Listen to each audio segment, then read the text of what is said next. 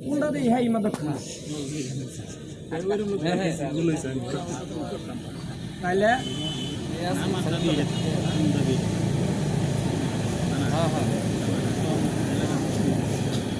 আচ্ছা আচ্ছা আচ্ছা ঠিক আছে আচ্ছা আচ্ছা ঠিক আছে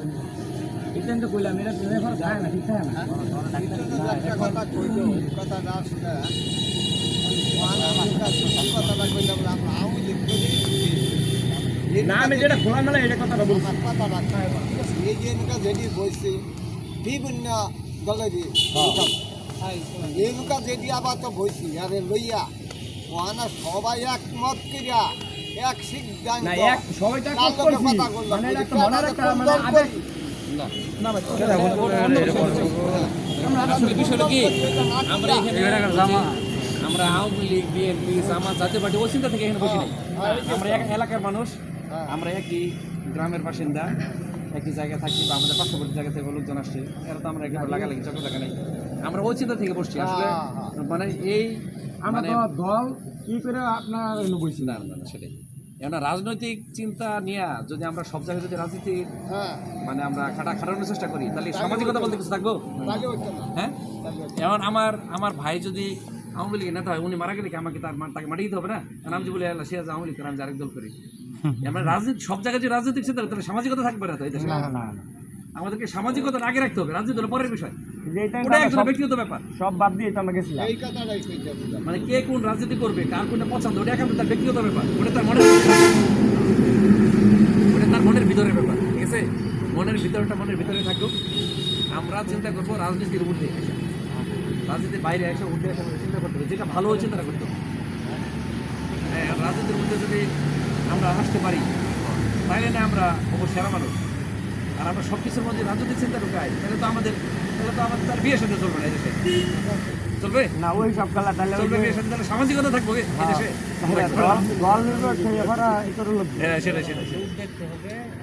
এই জন্য আমাদের ব্যক্তি বাছাই করতে হবে না ওটা তো আমি মানে একটা সাবজেক্ট একটা মানে খুবই যৌক্তিক কথা এখন আমরা এই লিডারের কথা থেকে আমরা শিক্ষা নেব আজকে ঠিক আছে শিক্ষা নেব অতীতে যে ধরনের ঘটনা ঘটছে এটা আমি বিশেষ করে আমি এটা শিক্ষা নিব আজকে ওর কথা থেকে যে আমরা ভবিষ্যতে যদি আমরা নির্বাচিত হই তাহলে এটা ওর কথার একটা উদাহরণ হয়ে থাকবে যে আমরা অন্তত এটা করবো না ঠিক আছে এটা একটা উদাহরণ হয়ে থাকবে কারণ হলো যে এই মানে মানে মাদকের যে সমস্যাটা এটা একটা জাতীয় সমস্যা আছে এটা স্থানীয় সমস্যা না এটা কিন্তু ইচ্ছা করলেই যে সমাধান হয়ে যাবে মানে দেশব্যাপী একটা প্রবলেম আস্তে আস্তে দেশব্যাপী প্রবলেম তবে আমরা একটা সামাজিক আন্দোলন যদি গড়ে তুলতে পারি সামাজিক আন্দোলন যেটা আছে হ্যাঁ একটা চাপ যদি আমরা তৈরি করতে পারি তাহলে হয়তো বা যেই পরিমাণে হচ্ছে ওই পরিমাণে হবে না কমে যাবে এটাই হলো কথা আর কি একবার দাপড়ে তুললে পুরোটাই নির্মূল হবে কারণ এটা জাতীয় সমস্যা এটা যেখান থেকে মাদক সাপ্লাই হয় ওইখানে যদি বন্ধ করে সরকার নিজে উদ্যোগ নিয়ে তাহলে তো আমাদের এখানে আসবে হ্যাঁ এটা সরকারের দায়িত্ব আমরা যদি সামাজিকভাবে যদি আমরা যদি একটু সোচ্চার হই তাহলে দেখা গেছে কি একটু কম হবে তুলনামূলক ওপেনে যে একটা ই করে এটা পারবে না সেটাই বলে গোপনে সাপ্লাই না পাই আমি খাবো কোথা থেকে এখন বিষয় হচ্ছে আমরা এখন বিষয় হচ্ছে যে আমরা মানে একটু আমাদের যেটা চিন্তা সেটা হচ্ছে যে আমরা আজকে যেখানে যারা উপস্থিত হচ্ছে আমাদের প্রত্যেকের তো পরিবার আচ্ছা তুমি চলে যাবা এই তাহলে তুমি ছবি উঠে যাও উঠে করতে যেতে তোমার এটা কাজ দেখি একজন বসো দুজন বসো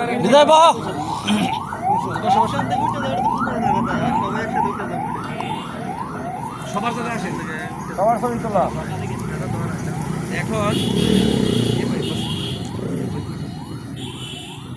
এখন আমাদের হচ্ছে কি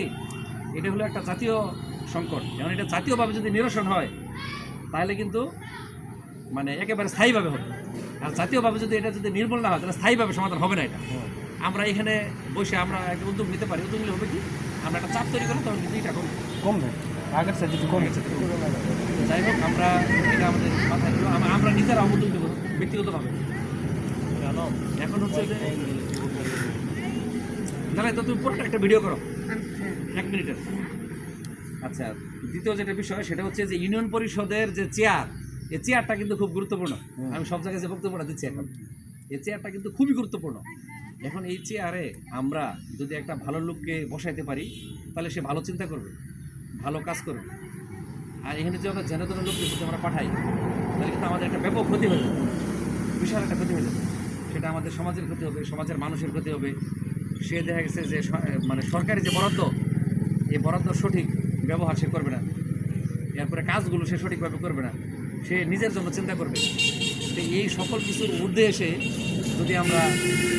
চিন্তাগুলো করতে পারি, বা আমরা যদি একজন লোককে যদি আমরা বাছাই করতে পারি, আমরা যদি খুঁজে বের করতে পারি আসলে এটা কাকে দিয়ে এটা সম্ভব। কারণ আমাদের ইউনিয়নের হয়েছে হলো 16টা গ্রাম, 9টা ওয়ার্ড। এখন এখানে যারা প্রার্থী হচ্ছে তারা কিন্তু আমরা চাইলেই কিন্তু তাদের খোঁজখবরটা নিতে পারি, মানে আমরা ব্যক্তিগতভাবে, যে আসলে সে কোন, মানে সে তার পরিবারটা কেমন, বা তার বংশটা কেমন, সে লোক হিসাবে কেমন, তার চালচলন কেমন। হ্যাঁ,